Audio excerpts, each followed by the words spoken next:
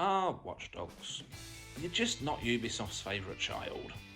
That title goes to Assassin's Creed. And it's a shame that perhaps the love hasn't been poured into you since the launch of the last game in the franchise, because, to me at least, it was by far and away the best. Little recap for you: 2014 gave us the original title as a cross-gen game. We then 2 years later in 2016 had vastly improved upon Watch Dogs 2, which got a better reception from the critics as well. And then my favourite in the franchise, the one I want to talk about right now, Watch Dogs Legion. This game is set in a futuristic version of London, and I've got to say, it's a real coin flip which is the better version of the capital city of my home country. Assassin's Creed Syndicate or Watch Dogs Legion, they both do a great job of it, and obviously one being in Victorian times and one being in a future, it's really hard to choose because of the differences. Let me know which is your favourite in the comments. This game summed up the knowledge gained from the first two, and they literally threw everything they could at it. And I think, whilst it's not perfect, they did a half decent job. You have got some standard Ubisoft fare. For example, London is split up into the 7 boroughs, and you can liberate each borough from the influence of the evil corporation. You do this by completing 3 tasks, be it stopping propaganda, putting up a bit of artwork like a billboard advertising DedSec as the saviours of the city, and numerous things like that. A bit repetitive, maybe on occasion, but I found it good fun in general, especially if you just did it as you were passing an objective marker rather than doing one after the other. Driving around this futuristic version of London is an absolute treat. You get some futuristic versions of cars, as you would expect, and also their own take on some classics, such as their version of a Rolls Royce. And they do all handle differently enough to make it worth trying them all out. Now, the big point of this game, the big selling point, was always going to be that you can recruit anybody in the world. Any NPC you see, you can get to join you at DedSec. And once you've completed certain missions, you get access to higher skilled NPCs as well, such as spies and assassins. The downside of this is, none of the recruits that you have access to really have their own personality. The voice acting's well enough, although it is quite funny sometimes when you get one that really just, the appearance doesn't match the voice at all. But there's no real advantage other than the weapons they come with. For example, if you choose a spy, then you get the silenced handgun. I think it's a Wolver PPK, in their tribute to, of course, James Bond. And you do get a spy car which fires missiles and as a cloaking device. That's really cool, actually. Assassins get different heavy weapons. If you take on and recruit city employees, you can use their uniforms to get into certain areas without being challenged. Other ones have unique hacking abilities, or they have the ability to summon their own drone, saving you have to find one to hack. It works well, there's enough variance there to make you want to vary your squad, but they just are so devoid of personality that you don't really care about them. If you get killed during a mission, then it gives you the option to simply choose another one, and you'll just choose the one with the best weapons for the job. You have no attachment to these characters at all. I'm not sure what they could have done better, as to have an entire open world full of people with their own unique personalities is probably a tall order. But it is a major fault with the game, and I don't think I'm the only one who found that.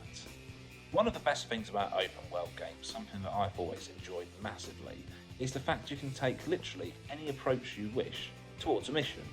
Yes, there's obvious goals you have to complete, and sometimes you have to do them in a certain way, but if you want to break into a compound, do it however you want. You can fly in on a drone, climb over the walls, you can be stealthy, you can go in all guns blazing. It's really up to you, and I like that flexibility, and it gives you a bit of replay value as well, especially if some of the missions are a bit repetitive, which unfortunately with most open world games they are, and this isn't any exception. You can upgrade your team's abilities with hacking through the use of tech points. You can do various things, from giving them access to rocket launchers, shotguns, drone hacking abilities where you can access more dangerous drones. You can get them to betray and attack the baddies for you. Obviously you can hijack them and control them yourself.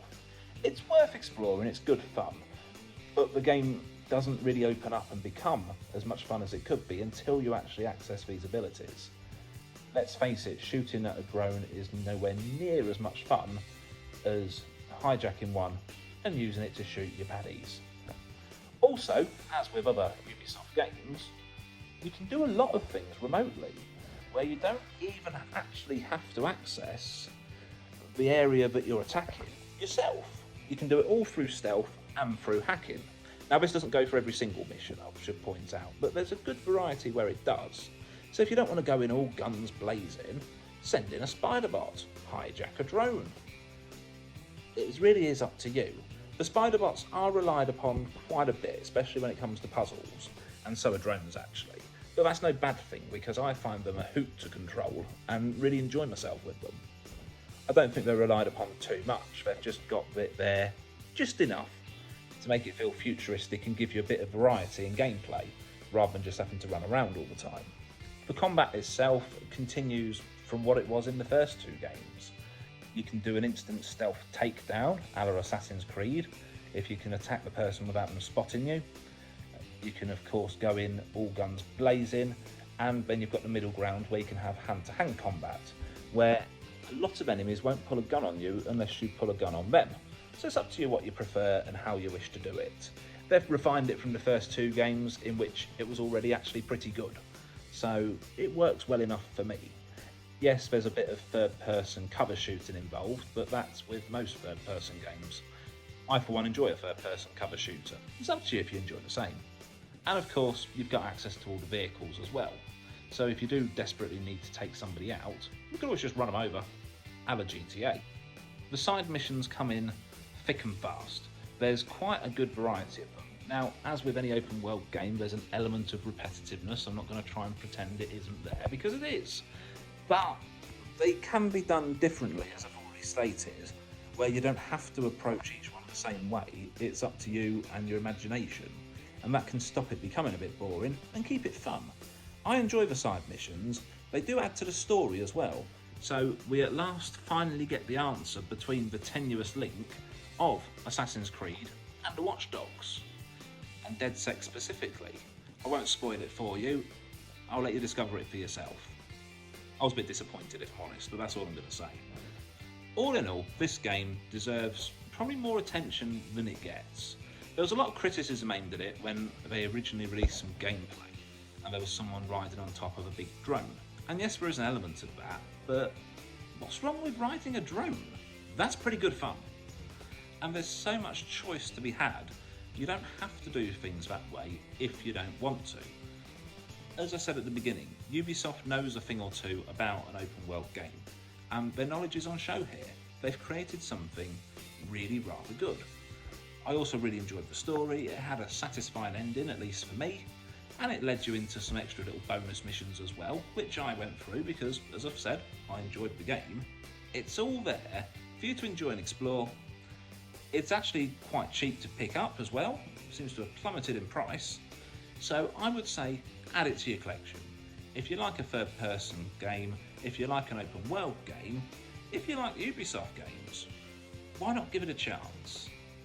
Just because Ubisoft seems to have forgotten about this franchise doesn't mean you do too. Until next time, ta-ra for now.